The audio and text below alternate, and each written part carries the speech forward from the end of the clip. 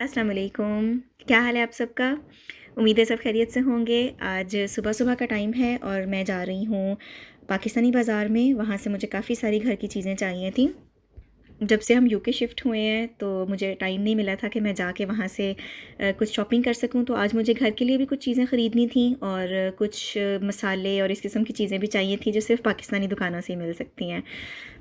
वैसे तो यहाँ पे जो इनके इंग्लिश स्टोर्स हैं एस्डा वगैरह वहाँ पे भी मिल जाती हैं पाकिस्तानी चीज़ें, लेकिन बहुत ज़्यादा वैरायटी नहीं होती। तो मुझे कुछ मसाले वगैरह चाहिए थे और कुछ रमज़ान के हिसाब से कुछ और चीज़ें भी चाहिए थी।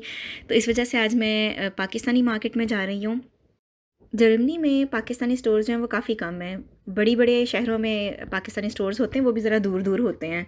तो जब भी आपको अपनी जो देसी शॉपिंग करनी होती है, वो अगर करनी हो तो फिर आपको इकट्ठी बल्क में करनी पड़ती है, क्योंकि रोज़-रोज़ आप जाके नहीं ला सकते। लेकिन यहाँ पे ये मज़े की बात है कि आपको जगह-जगह पे देसी स्टोर्स मिल जाएँगे। वहाँ से आपको हर वो चीज़ जो आप सोचते हैं, जो आपको पाकिस्तान में अवेलेबल होती है, वो आपको यहाँ पे भी मिल जाएगी। बल्कि बहुत से लोग जानते ही होंगे कि बर्मिंघम जो है, उसको मिनी पाकिस्तान भी कहा जाता है। तो आज मैं बहुत एक्साइटेड थी क्योंकि मुझे पाकिस्तानी स्टोर्स देखने थे। तो साथ ही मैंने अपना कैमरा भी उठा लिया था कि मैं आप लोगों के लिए भी कुछ शूट करूँगी।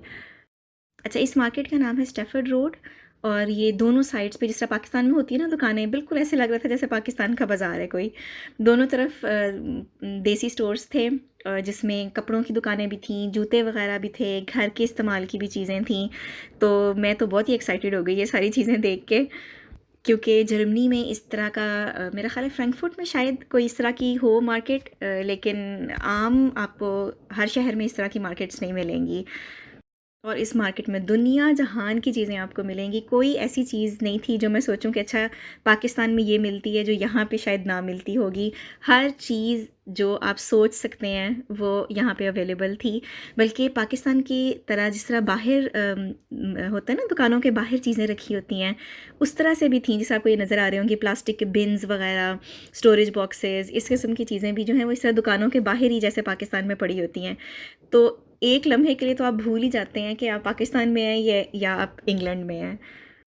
इसके अलावा ना छोटी-छोटी दुकानें भी थीं, जिस तरह पाकिस्तान में होती है ना सब्ज़ी वाले, रेहड़ी वाले जिसको हम कहते हैं, उस तरह की बिल्कुल छोटी-छोटी शॉप्स थीं और उन्होंने शॉप्स के बाहर ऐसे लगा के टेबल्स उनके ऊपर चीज़ें रखी हुई थी। तो ये जिस तरह बोल्स में आपको नज़र आ रहा है ना टमाटर पड़े हुए हैं या मुख्तलिफ़ सब्ज़ियाँ या फ्रूट्स वगैरह हैं, तो हर बाउल जो है वो 1 पाउंड है। तो इस तरह काफ़ी सारी शॉप्स इस तरह की भी थीं जिसमें फ्रूट्स और वेजिटेबल्स इन्होंने पहले से ही मेजर करके रखा होता है और कुछ भी आपने लेना हो एवरीथिंग 1 पाउंड। तो ये भी मुझे बड़े मज़े का लग रहा था, बिल्कुल ऐसे लग रहा था जैसे मैं पाकिस्तान में हूँ। और ये सारी चीज़ें देखते हुए ना अभी मैं सोच ही रही थी कि सब कुछ नज़र आ गया, चारपाई नज़र नहीं आई मुझे। तो आगे हम एक शॉप में गए तो इस तरह बाहर एक चारपाई भी पड़ी हुई थी। तो इसको देख के मुझे बहुत अच्छा लगा कि यहाँ पे चारपाई तक अवेलेबल है। और इस तरह के हॉट पॉट्स भी थे, पता नहीं अब इसको हॉट पॉट ही कहते हैं मेरा ख़्याल है, या इसको हम लोग तो सांप की पटारी भी कहते होते थे। इस तरह की चीज़ें भी यहाँ पे अवेलेबल थीं। तो अपनी शॉपिंग से ज़्यादा ना मुझे चीज़ें देखने में इंटरेस्ट था कि यहाँ पे क्या-क्या कुछ मिल जाता है। दिल्ली में जब हम थे ना तो बहुत सारी चीज़ों पे हम सोचते थे कि अच्छा पाकिस्तान जाएँगे तो फिर ये लेकर आएँगे, तो हमारी लिस्ट होती थी पूरी। लेकिन यहाँ पे मुझे ऐसा लगता है जैसे कोई भी चीज़ ऐसी नहीं है जो हम सोचें कि पाकिस्तान जाएँगे तो वहाँ से ख़रीदेंगे, बल्कि हर चीज़ ही आपको यहाँ पे अवेलेबल होगी। इन मार्केट से मैंने 1-2 चीज़ें ख़रीदी थी, उसके बाद फिर हम ग्रॉसरी शॉप में चले गए थे। वहाँ से फिर काफ़ी सारी चीज़ें मुझे चाहिए थी, दालें वग़ैरह भी और नमक, मिर्च, मसाले भी, वो फिर मैं आपको बाद में दिखाऊँगी मैंने क्या-क्या लिया था। सारी चीज़ों में सेल्स भी लगी हुई थी और चीज़ें जो हैं वो जैसे by one get one free इस तरह सी डील्स भी थी। तो फिर हमने जो शॉपिंग करनी थी लिस्ट मैंने बनाई हुई थी, तो शॉपिंग करके फिर हम जल्दी से घर आ गए थे क्योंकि उसके बाद फिर मुझे इफ्तारी भी बनानी थी। इसके अलावा ये जो रोड साइड दुकानें थी सारी, इनमें खाने-पीने की भी काफ़ी दुकानें थीं। जैसे जैसे पाकिस्तान में होता है ना कि उसका ठेला होता है दही बड़े का या पानी पूरी का और जलेबियाँ वग़ैरह, तो इससे रोड साइड पे ही गरम-गरम जलेबियाँ बन रही थीं और नान वग़ैरह भी थे। तो इस तरह की चीज़ें भी काफ़ी मुझे इंटरेस्टिंग लग रही थीं। तो रमज़ान था, रमज़ान के बाद इंशाल्लाह जब मैं जाऊँगी तो मैं ये चीज़ें भी ट्राई करूँगी। अच्छा, ग्रॉसरीज़ में मैंने मीट लिया था एक तो चिकन, और बड़े शौक़ से मैं कीमा भी लेकर आई थी कि शामी कबाब बना के रखूँगी रमज़ान के लिए।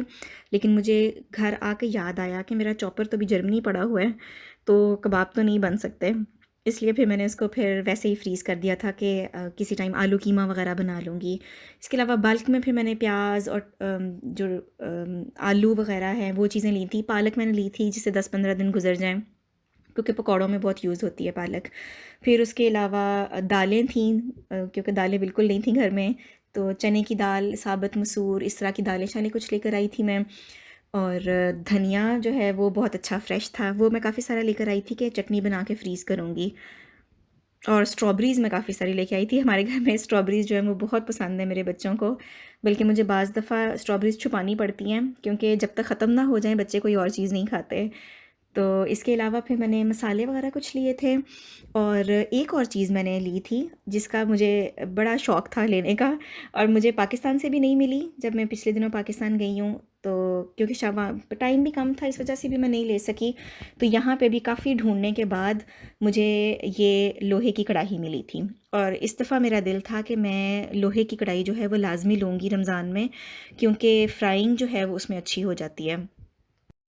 वैसे तो पहले सालों में तो मैं हमेशा जो नॉन स्टिक की कढ़ाई होती है उसके अंदर ही पकौड़े फ्राई करती रही हूँ, लेकिन जो नॉन स्टिक होती है उसकी कोटिंग होती है ज़्यादातर एलुमिनियम की, जो कि सेहत के लिए बिल्कुल भी अच्छी नहीं होती, और ज़्यादा फ्राइंग करने से ना उसकी कोटिंग ख़राब होना शुरू हो जाती है कुछ अरसे के बाद ही। तो इस वजह से मुझे था कि लोहे की कढ़ाई अगर मुझे मिल जाए तो वो फ्राइंग के लिए अच्छी भी रहती है, साथ में एक मैं अलग कढ़ाई रख लूँगी जिसमें मैं सिर्फ फ्राइंग किया करूँगी। तो मैं ढूँढती रही, लेकिन मुझे या तो बहुत बड़ा साइज़ मिलता था, या फिर ये कि उसके अंदर बहुत ज़्यादा दाग होते थे कढ़ाई के अंदर। तो मुझे ये था कि कोई अच्छी साफ़-सुथरी मुझे कढ़ाई मिल जाए। अच्छा, मुझे अंदाज़ा नहीं था कि ये जो लोहे की कढ़ाई होती है ये नीचे से बिल्कुल गोल होती है। तो ये जब मैंने ली तो मैंने सोचा कि ये जब मैं चूल्हे पे रखूँगी तो ये तो हिल जाया करेगी। तो अगर गरम-गरम कढ़ाई हिल गई तो ये तो ऑयल जो है वो सारा बिखरेगा, और ये इससे तो प्रॉब्लम हो जाएगा। लोहे की कढ़ाई के साथ फिर मैंने ये स्टैंड भी लिया था। ये स्टैंड वैसे नॉर्मली मिलता है मिट्टी की कढ़ाइयों के साथ, और इसको चूल्हे पे रख के फिर इसके ऊपर मिट्टी की कढ़ाई रखते हैं ताकि कढ़ाई जो है ना वो हिले नहीं, या जो भी मिट्टी का जो आप बर्तन यूज़ कर रहे हैं। तो मैंने इसके साथ ले लिया था, तो ताकि कढ़ाई जो है ना इसके ऊपर अच्छे तरीके से फ़िक्स हो जाए। लेकिन बाद में मैंने चूल्हे पे रख के इसको देखा था, तो कढ़ाई जो है वो हिलती नहीं है, फ़िक्स होती है उसके ऊपर। लेकिन फिर भी स्टैंड ये है कि जैसे कढ़ाई बहुत गर्म हो और उसको आपने अपने काउंटर टॉप पे रखना हो तो फिर स्टैंड के ऊपर रख लें, तो वो ठीक रहता है। इसके अलावा खजूरें भी मैंने ली थी, 2 टाइप की मैंने ली थी। एक तो ये जो ब्लैक वाली ईरानी खजूर होती है ये बहुत मज़े की होती है। ये तो आप 1-2 खाओ तो दिल ही नहीं भरता, दिल करता है बस खाते ही जाओ। और साथ में मैंने ये दूसरी वाली भी ली थी जो थोड़ी-सी हार्ड होती हैं, ये भी मज़े की खजूर होती है। और साथ में मैंगो जूस मैंने लिया था, वो मैं लाज़मी फ्रूट चाट में डालती हूँ, क्योंकि अब सीज़न जो है वो ख़त्म हो रहा है तो माल्टे इतने अच्छे नहीं आ रहे। तो इस वजह से मैंगो जूस जो है उससे भी फ्रूट चाट का टेस्ट जो है वो बहुत अच्छा बनता है। आज क्योंकि इफ्तार पे सभी घर पे होंगे तो इस वजह से मैंने सोचा थोड़ा-सा एहतमाम हो जाए। तो आज के मेन्यू में होगा, पकौड़े तो लाज़मी बनेंगे। इसके अलावा एक मैंने रेसिपी निकाली थी किचन विद आमना की, बच्चों के लिए मैं वो बनाऊँगी पास्ता। और इसके अलावा एक और मैंने रेसिपी ट्राई करनी थी आज पेरी-पेरी चिकन की। तो पेरी-पेरी सॉस मैं लेकर आई थी रेडीमेड मार्केट से, तो उससे फिर मैंने सोचा कि मैं होल चिकन जो है ना वो बेक करूँगी, इस सॉस के साथ मैरिनेशन बना के। तो वो आज मैंने ट्राई करनी थी। इस तरह जब ज़्यादा कुकिंग करनी हो, ज़्यादा काम करने हो, तो फिर मैं तब काम स्टार्ट करती हूँ जब बच्चे दोपहर को नैप लेते हैं। तो बच्चे जब सो गए तो उस वक़्त फिर मैं सुकून से किचन में आराम से काम कर सकती हूँ, क्योंकि आज मैंने रिकॉर्डिंग भी करनी थी किचन विद आमना की, जो रेसिपी मैं ट्राई करूँगी उसकी। तो जब आपने रिकॉर्डिंग करनी हो ना फिर बहुत टाइम लग जाता है, क्योंकि कैमरा एंगल भी देखना होता है, और उसके बाद फिर बर्तन भी जो हैं उसमें ज़्यादा यूज़ होते हैं, और फिर धोने वाले बर्तन बहुत ज़्यादा हो जाते हैं। तो इसलिए इस तरह का काम, जब रिकॉर्डिंग का काम करना हो तो फिर मैं तभी करती हूँ जब बच्चे सो रहे हों या जब बच्चे घर पे ना हों। तो इसलिए फिर मैंने सबसे पहले पास्ता बनाया था रेसिपी के साथ, और वो कैसा बना था वो मैं अलग से आपके साथ वीडियो शेयर करूँगी। अच्छा, उसके अलावा फिर मैंने जल्दी से स्कंजबीन बना के रख दी थी, और उसका एक ही तरीका होता है मेरा। मैंने मेजरिंग जग होता है ना उसी के अंदर मैं बनाती हूँ। 1 लीमू निचोड़ती हूँ, 3 चम्मच उसके अंदर मैं शुगर के डालती हूँ, 1 लीटर पानी और हाफ़ से थोड़ा सा कम टीस्पून जो है वो सॉल्ट का डालती हूँ। इसको बस जल्दी से मिक्स करके मैं फ्रिज में रख देती हूँ। तो चीनी जो है वो खुद ही मेल्ट हो जाती है अफ्तारी के टाइम पे, जब रोज़ा खुलने वाला होता है। तो बस उसको एक दफ़ा हल्का सा मिक्स करती हूँ तो सिकंजबीन बन जाती है। अच्छा, पकौड़े जो हैं उसका भी मैं मिक्सचर जो है वो पहले ही बना के रख लेती हूँ। जैसे बेसन और मैदा, और इसके अंदर थोड़ा सा डालती हूँ मैं सूखा धनिया, नमक, सुरख मिर्च, और सब्ज़ी के अंदर मैं डालती हूँ प्याज, आलू और थोड़ी सी पालक। इसकी मैं कटिंग करके दोपहर में ही इसको मैं मिक्स करके रख देती हूँ, पानी इसमें मैं नहीं डालती। अच्छा, इस तरह पहले से बना के रखने का ये फ़ायदा होता है कि आपको पानी डालने की ज़रूरत नहीं है। अफ्तारी तक ना खुद ही पालक का और आलू का पानी निकल आता है और प्याज का भी। तो बस आप उसको हल्का सा मिक्स करेंगे तो बेसन जो है वो खुद ब खुद मिक्स हो जाएगा, पानी एक्स्ट्रा डालना नहीं पड़ेगा, और बस आप इस तरह पकौड़े बना लें। तो इसकी रेसिपी जो है वो पहले से मेरे चैनल पे है, उसका भी लिंक जो है ना वो मैं डिस्क्रिप्शन बॉक्स में डाल दूँगी। अच्छा, मुझसे किसी ने पूछा था कि डिस्क्रिप्शन बॉक्स जो है वो कैसे देखते हैं, तो जो टाइटल होता है ना वीडियो का, उसके ऊपर आप क्लिक करेंगे तो उसकी पूरी डिस्क्रिप्शन खुल जाती है। तो उसके अंदर जो है वो लिंक मैं डाल दूँगी वीडियोज़ के। अच्छा, पेरी पेरी चिकन जो था ये ख़ुद ही हमने रेसिपी बनाई थी इसकी। तो जो होल चिकन था उसको मैंने सेंटर से इस तरह से काट लिया था कि ये बिल्कुल फ्लैट हो गया था, और इसके अंदर फिर मैंने अच्छे तरीके से कट लगा के इसको साफ़ कर लिया था। और जो मैरिनेशन बनाई थी उसके अंदर मैंने एक प्याज लिया था, थोड़ा सा लहसुन और अदरक की पेस्ट ली थी, और इसको प्याज जो है उसको भी मैंने ग्राइंड कर लिया था। और उसके बाद फिर इसके अंदर मैंने नमक डाला था, सुरख मिर्च डाली थी, और एक लेमन पूरा निचोड़ा था, और जो गार्लिक पाउडर होता है वो थोड़ा सा डाला था। अगर आपके पास पापरिका पाउडर है तो वो भी डाल लें, जो स्वीट पेपरिका पाउडर होता है। और इसके अलावा मैंने ऑरिगेनो डाला था थोड़ा सा, थोड़ी सी मैंने इसके अंदर कुटी हुई लाल मिर्च भी डाली थी, और थोड़ी सी काली मिर्च भी डाली थी। तो और इसके बाद इसके अंदर थोड़ा सा ऑयल भी डाला था। इसको मैंने अच्छे तरीके से मिक्स करके, कोई फूड कलरिंग वगैरह मैंने नहीं डाली थी, इसको फिर मैंने अच्छे तरीके से चिकन पे लगा दिया था। और इस तरह मैं रोस्ट बनाऊँ तो हमारे घर में आलू भी साथ में ज़रूर बेक होते हैं, वो सबको बहुत पसंद है। तो इस वजह से फिर मैंने 2 आलू मीडियम साइज़ के काट के इसी सॉस के अंदर ही, ये जो इसकी मैरिनेशन थी इसके साथ ही रख दिया था, थोड़ा सा मिक्स करके, ताकि ये भी इसके साथ ही बेक हो जाएंगे। अच्छा, पेरी पेरी सॉस जो है वो मैंने इसके अंदर नहीं डाली थी, ये इस सॉस के बग़ैर अभी मैं बना रही हूँ। तो अफ्तारी से काफ़ी देर पहले, तकरीबन 2-3 घंटे पहले ही मैंने मैरिनेशन करके रख दी थी, और इसको कवर करके मैंने फ्रिज में रख दिया था ताकि ये अच्छे से मैरिनेट हो जाए। आज बच्चों ने काफ़ी देर तक नैप लिया था, काफ़ी देर सोए थे, तो मेरे काफ़ी सारे काम ख़त्म हो गए थे। इस तरह जब हो ना तो बड़ा अच्छा फ़ील होता है, क्योंकि काम जब ज़्यादा सारे ख़त्म हो जाए ना तो ज़हन जो है वो रिलैक्स हो जाता है। तो उसके बाद क्योंकि बच्चे जब उठ जाएँ फिर उनको भी होता है, बच्चों को भी, कि हमारे साथ खेलें। तो मैं फिर कुछ ना कुछ टाइम जो है वो ज़रूर बच्चों के साथ भी स्पेंड करती हूँ, जिसमें मैं सिर्फ़ उनके साथ खेलती हूँ। तो आज मेरी बेटी का दिल चाह रहा था कि वो पज़ल बनाए, तो फिर उसके साथ फिर मैं काफ़ी देर बैठ के पज़ल बनाती रही थी। मैंने एक जगह पे पढ़ा था कि अगर आप अपने बच्चों को आधा घंटा देते हैं तो बच्चे आपको वापस उससे डबल टाइम लौटाते हैं।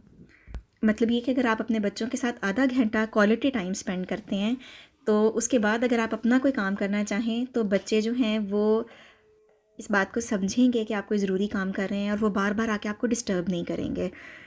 ये बात कितनी सच है ये तो अब मैं नहीं कह सकती, क्योंकि ये कोई तहकीक थी, लेकिन मैंने इस चीज़ से ये ज़रूर अंदाज़ा लगाया है कि अगर आप बच्चे को क्वालिटी टाइम देते हैं ना, तो और उसके बाद आप बच्चे को कोई बात समझाना चाहते हैं, तो बच्चे आपकी बात को बहुत अच्छे तरीके से समझते हैं। बच्चों से ज़्यादा करीब होने के लिए, या ज़्यादा उनसे फ्रेंडशिप करने के लिए, या ज़्यादा अपनी कम्युनिकेशन उनके साथ बेहतर करने के लिए मेरी कोशिश होती है कि मैं दिन में 1 दफ़ा या 2 दफ़ा ज़रूर अपने सारे काम छोड़ के, मोबाइल एक साइड पे रख के, पूरी कंसंट्रेशन के साथ जो गेम बच्चे खेल रहे हैं उनके साथ इन्वॉल्व होके उनके साथ वो गेम खेलूँ। तो इससे बच्चे भी बहुत एंजॉय करते हैं, और मुझे ख़ुद को भी बहुत अच्छा लगता है, क्योंकि मुझे लगता है ये उम्र होती है बच्चों की, जो छोटी एज होती है, ये बहुत जल्दी गुजर जाती है, और ये टाइम जो है ये वापस नहीं आएगा। जिस तरह से मैं इनके साथ खेल सकती हूँ या इंजॉय कर सकती हूँ, बट जब बच्चे बड़े हो जाते हैं फिर ज़ाहिर है उनकी और तरह की दिलचस्पियाँ हो जाती हैं, वो और तरह का टाइम होगा, लेकिन ये जो बचपन का टाइम होता है ये मुझे बहुत इंजॉयबल लगता है। आप इस बारे में क्या सोचते हैं? जिनके छोटे बच्चे हैं वो मुझे ज़रूर बताइएगा कमेंट्स में। इसके अलावा ये भी एक बहुत प्रॉब्लम है कि बच्चों को मोबाइल फ़ोन की और टीवी की बहुत अट्रैक्शन होती है, और बात यह है कि उसमें इतनी ज़्यादा अट्रैक्टिव और मज़े की चीज़ें हैं कि आप उनको, अगर आप उनके हाथ से ये चीज़ें लेते हैं तो फिर आपको उसके ऑल्टरनेटिव इतनी इंटरेस्टिंग चीज़ देनी पड़ती है कि जिससे वो इंजॉय करें। और सबसे ज़्यादा इंटरेस्टिंग चीज़ जो मैंने बच्चों के साथ देखी है, छोटे बच्चों के साथ, वो ये है कि माँ बाप में से कोई भी उनके साथ बैठ के उनके साथ टाइम स्पेंड करे। वो बच्चों को, छोटे बच्चों को ज़्यादा अच्छा लगता है। अच्छा, काफ़ी सारी बातें हो गई, मेरा ख़्याल है कि अब वापस चलते हैं किचन में। और अब मुझे पकौड़े फ्राई करने हैं क्योंकि इफ्तारी का टाइम अब करीब है। और साथ में मैं अवन के अंदर चिकन जो है वो बेक होने के लिए रख दूँगी। मेरा गैस का अवन है, तो मैंने गैस मार्क 7 के ऊपर चिकन को तकरीबन 1 घंटा पहले बेक होने के लिए रख दिया था। और 1 घंटे में चिकन बहुत अच्छे से गल जाता है। तो आप अपने अवन के हिसाब से हीट जो है वो कम ज़्यादा कर सकते हैं। अगर चिकन का जो मसाला है या जो चिकन है उसमें से बहुत ज़्यादा पानी निकल आया है, तो फिर आप थोड़ी सी आंच जो है वो तेज़ कर दें। अच्छा रोस्ट बनाने की रेसिपी भी मेरे चैनल पे मौजूद है, वो भी मैं डिस्क्रिप्शन बॉक्स में डाल दूँगी, वो भी आप एक दफ़ा चेक कर लीजिएगा। अच्छा, चिकन अब रेडी होता रहेगा। पास्ता जो है वो पहले से बना हुआ है। अब रह गई दही की चटनी। तो मैंने अपनी बेटी से कहा था कि वो फ्रीज़र से निकाले चटनी और दही में मिक्स करे, और मैंने जो है वो अब पकौड़े बनाने थे। तो साथ ही मुझे ख़्याल आया कि चिकन हो तो उसके साथ सैलड भी बहुत अच्छा लगता है। तो फिर मैंने साथ जल्दी से थोड़ा सा सैलड भी बना लिया था। सैलड में हमेशा बेसिक चीज़ों से ही बनाती हूँ। खीरा मैंने लिया था, टमाटर लिया था, सैलड लीव्स लिए थे, और इसके अंदर फिर मैंने थोड़ी सी मायोनेज़ भी मिक्स कर दी थी, और इसके अंदर थोड़ा सा सॉल्ट भी डाल दिया था। तो ये हमारा सैलड बन गया था। अब मैं पकौड़े बनाऊंगी। तो आप देखें कि बहुत अच्छे से मिक्सचर इसका बन जाता है। अगर आपको लगे तो थोड़ा सा पानी डाल दें, लेकिन अक्सर इस तरह होता है कि आलू का और प्याज का और पालक का ही बहुत सारा पानी निकल चुका होता है, तो उसी में ही बेसन घुल जाता है। तो अब मैं पकौड़े जो है वो फ्राई करूँगी। और आज मैं बहुत ज़्यादा थक गई थी क्योंकि मैंने रेसिपी भी रिकॉर्ड की थी, फिर चिकन भी बनाया, और भी काफ़ी सारे छोटे छोटे काम थे।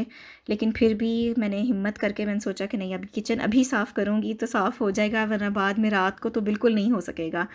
तो मैंने जल्दी से किचन भी सारा साफ़ कर लिया था इफ्तारी से पहले ही। तो पकौड़े भी मेरे रेडी हो गए थे, और खजूरें वगैरह भी धो के मैंने मेज़ पे रख दी थी।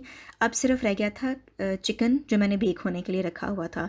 अच्छा, पेरी पेरी सॉस जो है वो मैंने बिल्कुल एंड पे, जब सारा चिकन जो है वो बेक हो गया था, तो उसको मैंने निकाल के पहले एक साइड पे पेरी चिकन लगाया और उसको दोबारा बेक होने के लिए रख दिया, बिल्कुल हाईएस्ट फ्लेम के ऊपर ना। तकरीबन 5 मिनट में मैंने उसको रखा था, तो ऊपर से वो थोड़ा सा गोल्डन हो गया। फिर उसके बाद दोबारा मैंने ट्रे को निकाला, चिकन को पलट के उसके ऊपर फिर मैंने पेरी पेरी सॉस लगाई, और उसको दोबारा से 5 मिनट के लिए मैंने अवन में रख दिया था। तो उससे चिकन का कलर जो है वो बहुत अच्छा आ गया था, और टेस्ट भी बहुत अच्छा बना था। लेकिन क्योंकि अफ्तारी में टाइम कम था, तो इस वजह से मैं रिकॉर्ड नहीं कर सकी, इसलिए मैं आपको ज़ुबानी ही बता रही हूँ कि मैंने क्या किया था। तो बस अफ्तारी हमारी रेडी हो गई थी, और सारी चीज़ें अब मैं मेज़ पे रखूँगी। पास्ता जो है वो मैंने इसलिए मेज़ पे नहीं रखा था कि वो गरम गरम ही खाया जाता है, तो मैंने सोचा कि बाकी चीज़ें खाते हुए वो ठंडा हो जाएगा, जिसने लेना होगा वो गरम गरम फिर किचन से जाके ले सकता है। तो बस ये थी आज की अफ्तारी, ये थी आज की वीडियो। उम्मीद है आपको अच्छी लगी होगी। आपके कमेंट्स का मुझे हमेशा इंतज़ार रहता है, तो वीडियो देख के कमेंट ज़रूर कीजिएगा कि आज की वीडियो आपको कैसी लगी। मैं आपसे मिलूँगी अगली वीडियो में किसी नए टॉपिक के साथ। तब तक के लिए इजाज़त दीजिए। अल्लाह हाफिज़।